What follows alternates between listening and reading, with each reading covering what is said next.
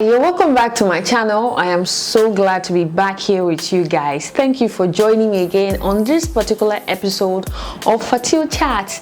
If this is your first time here, I am so glad you can finally join us. What took you so long? But don't worry, you haven't missed a lot actually, and I am happy to have you here. While you're here, please don't forget to subscribe to this channel and also turn on your notification button because I have so many more videos come on this platform.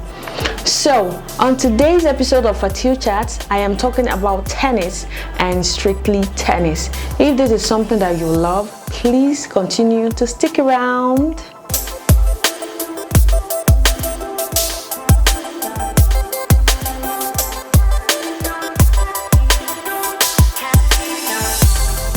Alright, welcome back. So let's begin. You well know that it's the restart of tennis, and right now what is happening, the biggest event in tennis that is happening right now is the US Open. I talked about the previews to the US Open a couple of weeks back. You might want to check that up. But then let's continue about what we have on the list today. So the US Open started even without the fans, and fans actually have grown to enjoy tennis as it is without them physically present at the stadium. Something that many of us are already getting used to. At least we're watching football without fans in the stadium, we're watching WWE, we're watching basketball without fans in the stadium. So the same thing is happening to tennis right now in Flushing Meadows, and we're enjoying it, although we have virtual fans experiences happening right there at the stadium. Now the US Open, as you know, is the last Grand Slam of the year, and it is one of the luckiest Grand Slams. Why did I say so? Is because even after Wimbledon and French Open had to cancel their own tournament or postpone it, US Open is happening at the right time that is being previously scheduled before the pandemic. Before we begin, I just thought that I should share with you some fun facts you did not know about the US Open.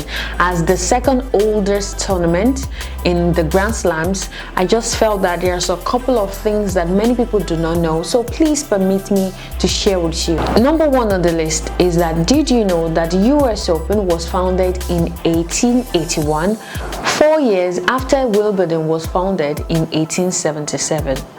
And number two, did you know that the US Open was the first Grand Slam of all the 4 Grand Slams to actually introduce equal prize monies in the men's and the women's category? Something that the likes of Venus Williams and Billie Jean King actually fought for and eventually got. And lastly, did you know that the men's and the women's champions at the US Open got home with an almost identical trophy? You probably didn't know that, but that happens only at the US Open, and no other Grand Slam does that really. If you look at the French Open, you look at Wimbledon and also the Australian Open, that is not the case, but only at the US Open. You guys are already itching for me to talk about all the things that are happening at the US Open. The first one that I want to talk about has to be about Novak Djokovic and how he got himself disqualified at the US Open. Those kind of things happen, although what happened to him was accidental. I am sure he wasn't intentionally trying to harm the lineswoman. It just happened. It's one of those things that players do, and this time around it got him in trouble and he paid dearly for it. My take is that the rules are the rules, and these rules guide tennis and its acts and the players, the way they act on the court, and I think that's just the way it is. We've seen occasions where this type of things happen. We've seen Denis Shapovalov at the Davis Cup, I think a couple of years back, I think in 2017, he hit the chair umpire right in the eye from where he was, and in the end he got himself disqualified from that particular tournament, which is really saddening for him at the time. So now happening to Novak Djokovic is also sad, seeing that he was actually cruising and looking like someone that will contest for the US Open title again, only for him to be disqualified in the end, which is really, really sad. But then again, It's part of game. All these kind of dramas are what makes tennis or sport interesting, and sadly it is Novak Djokovic's time this time around. In fact, I can say it's Novak Djokovic's year, because he has never had it this bad in a long time, because this year a lot has happened to him, from hosting that tournament that he got a lot of backlash about, to testing positive, and then being part of those who created another body, another players association aside from the ATP Council, and now this, which is really, really sad for him. I really feel for the guy. I hope he's feeling well, but he actually put out an apology kind of post on Instagram, telling everybody, apologizing to the ATP, to the players and the fans for his for what happened, and he went as far as apologizing to the lineswoman again. Another highlight of this US Open actually is to see young players actually doing well and getting deep into the Grand Slam. This is the second week and these players are doing well. Number one is Felix. If you know Felix Uga Aliassime, this guy is doing so well. Although I've followed his progression through the time that he started getting into the limelight a couple of years back. Even last year did well, and earlier this year, and now it's so good to see him in the second week of a Grand Slam. There were interesting wins for Felix against Andy Murray, a leggy Andy Murray, I must say, after Andy Murray played a five-setter to get into that round himself. But for Felix, he did well, defeated Andy Murray, and went as far as now qualifying into this particular stage of the Grand Slam. And the next person for him is Dominic Thiem.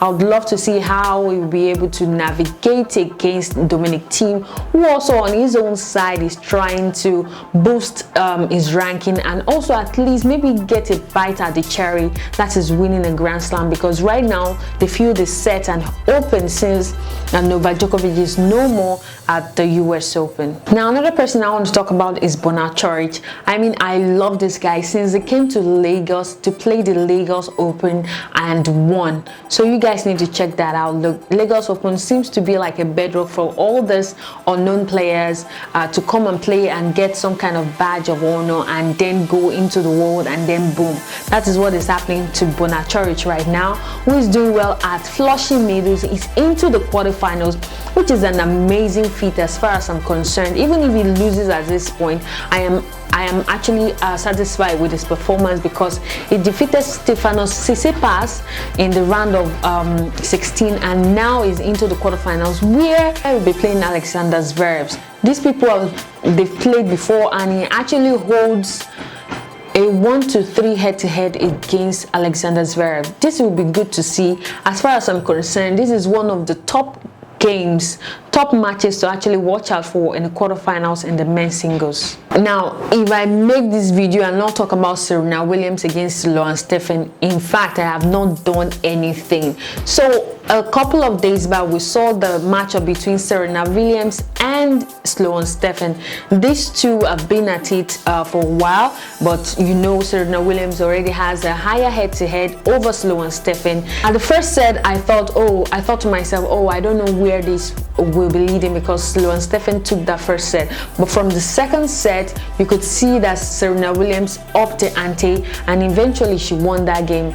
Won the second set and the third set. But that was not the story about this game. The story about this game is the cute little munchkin that is Olympia, the daughter of Serena Williams, who was in the stands to watch her mother play in a Grand Slam tournament. Remember 3 years ago at the Australian Open, Olympia was just like, he was just in the belly, and we never knew, whereby her mother actually won that tournament that year. And it's so good to see her it was so good to see her cheering her mother on. I mean, that was like the highlight of that tournament, and it was such a beautiful scene to see.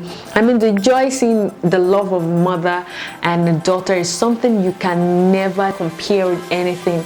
It's the most divine love you could ever feel anywhere in the world. Just take this from me. Another mention to another player who is doing well at the US Open is Jennifer Brady. Jennifer Brady has come a long way. She has actually come a long way, and she has always been on the radar, trying to get those wins, play well and all of that. But right now she's on a roll at the US Open. I've been looking forward to seeing her get into this particular mood right from the time earlier on this year in Dubai, which she got to, I think, the semi-finals, and now she's into the quarterfinals, our very first one at the US Open, which is really good. Along the line, she defeated Angelique Kerber.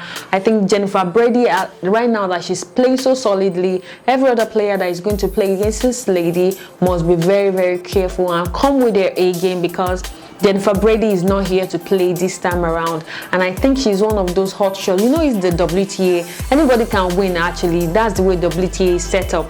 And Jennifer Brady is one of those players that I know that if given the opportunity, if she puts in the same energy that she puts against Angelique Kerber and some other couple of players that she played along the way, she might just sneak in to nick the title. It's just open. It's still open. The opportunity is still open right now, and any player right now can actually do what it takes to actually win the US Open this year.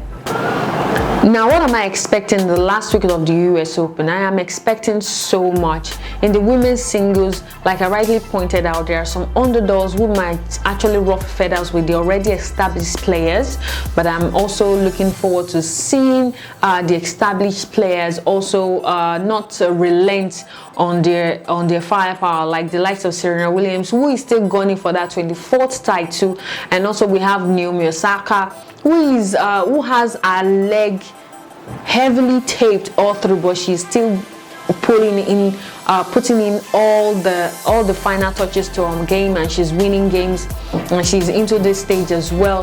But for the men's singles, I think this is the very first time in a long time that there won't be no Roger Federer, there won't be no Rafael Nadal, there won't be no Novak Djokovic, Stanis Wawrinka, Andy Murray.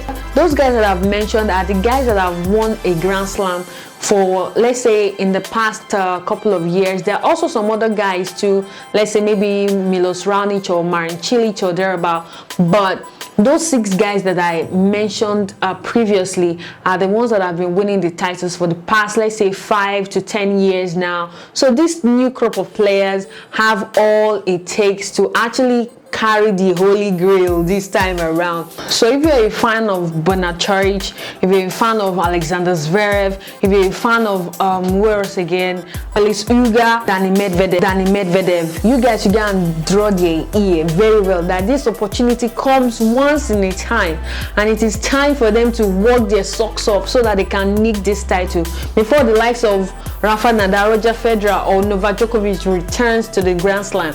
This is their opportunity to actually do something for their career and win a Grand Slam, because you probably don't even know when next you will get this kind of opportunity. Like they do say in local parlance, a word is enough for the wise.